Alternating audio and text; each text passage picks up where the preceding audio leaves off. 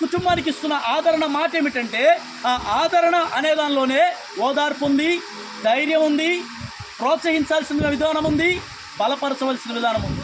మనందరం ఉన్నాం, ధైర్యమే కదా, సంతోషమే కదా, ఆనందమే కదా. కాబట్టి దిగులు పడవలసిన పని లేదు. అంతకు మించి మనుషులను నమ్ముకున్నట కన్నా దేవుణ్ణి ఆశ్రయించడం ఎంతో మేలు అని వాక్యం చెబుతుంది. చాలామంది రథములను బట్టి, గుర్రాలను బట్టి, వారికి ఉన్న ఆస్తిపాస్తులను బట్టి, వారికి ఉన్న ధన సంపదను బట్టి నాకేంట్లే కోట్లు ఉన్నాయి అని చాలామంది చాలా సంతోషంగా ఉండేవాళ్ళు ఉన్నారు. అలాంటి వారి గురించి యేసుక్రీస్తు ఒక్క మాట చెప్పాడు, నా ప్రాణమా తినుము తాగుము సుఖించుము అనుకున్నాడు. ఎందుకంటే వాడి దగ్గర చాలా డబ్బు ఉంది, ఏది కావాలంటే అది కోరుకునే డబ్బు ఉంది, ఏది కావాలంటే అది తెచ్చుకునే డబ్బు ఉంది. వాడు అనుకుంటున్నాడు, నా ప్రాణమా నీకు ఏది కావాలంటే అది సంతోషంగా తిను, సంతోషంగా ఉండు అనుకున్నాడు. ఆ రోజు రాత్రి దేవుడు ఆయనతో మాట్లాడాడు, ఒరే వెర్రివాడా, ఈ రాత్రి నీ ప్రాణాన్ని నేను ఏమైపోతుంది. ఈరోజున ఒక మంచి పేరు సంపాదించుకున్నారు. ఆస్తులు పాస్తులు ఏమో అవన్నీ మనకు తెలియదు, కానీ ఒక పేరు మాత్రం సంపాదించుకున్నారు. అంత పెద్ద వయసు ఉన్నటువంటి ఆయన లేచొచ్చి ఆయన గురించి మాట్లాడడం అంటే ఆయన సంపాదించుకున్నటువంటి పేరు శాశ్వతంగా నిలిచిపోతుంది. దేవునికి స్తోత్రం కలుగు. హల్లెలూయా. కాబట్టి జీవితం మరణాన్ని ఒక క్వశ్చన్ చేస్తుంది. మరణం జీవితాన్ని ఒక ప్రశ్నేస్తుంది.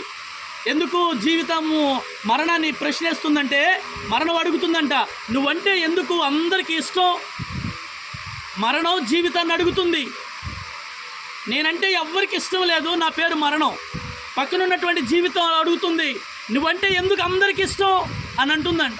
అప్పుడు జీవితం చెప్పింది, నేనొక సత్యమైన అబద్ధాన్ని అంది. అంటే అర్థమేంటి?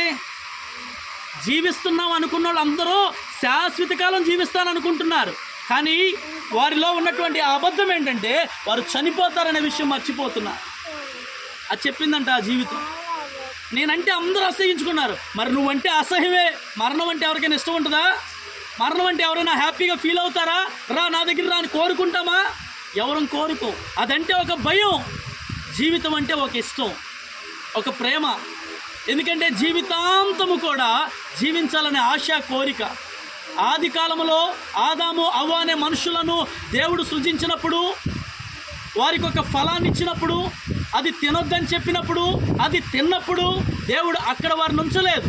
ఎందుకంటే అక్కడే జీవవృక్ష ఫలం అనే చెట్టు కూడా ఉంది. వీరు పాపం చేసి ఆ కాయ కనుక తినేస్తే వారు జీవితకాలం అలాగే జీవిస్తారు, పాపముతోనే జీవించిపోతారు అనే విధానంలో దేవుడు వారిని బయటకు తీసుకొచ్చేశారు. ఈరోజు అదే మరణం, అదే శాపం మనుషులందరి మీద ఏలుబడి చేస్తుంది. కాబట్టి ఈరోజు మనం నేర్చుకోవాల్సిన విషయం ఏమిటంటే, ఎవరము ఎలాగున్నా మంచి విధానంలో బ్రతకాలి. నోరు మంచిదైతే చెప్పాలి, ఊరు మంచిదవుద్ది. ఈపి నోరుని బతిలాడుకుంటుందంట. ఏమని చెప్పండి, తెలుసుగా మీకు? వీపీ నోరుని బతిలాడుకుంటుంది. ఎందుకని? నువ్వు కొంచెంగా మాట్లాడు, నువ్వు మాట్లాడడం వల్ల నా ఈ పగిలిపోద్ది. కాబట్టి నువ్వు ఎంత తక్కువ మాట్లాడితే అంత మంచిదని. కాబట్టి ఒకటే విషయం, నోరు మంచిదైతే ఊరంతా మంచిదే. ఈ మనిషి ఇక్కడ ఉండవలసిన మనిషి కాదు. ఎక్కడ వీళ్ళ ప్లేసు? విజయవాడలో ఉయ్యూరు అనే ప్రాంతంలో ఉండేవాడు. చాలా కాలం అక్కడే మనకు తెలుసు.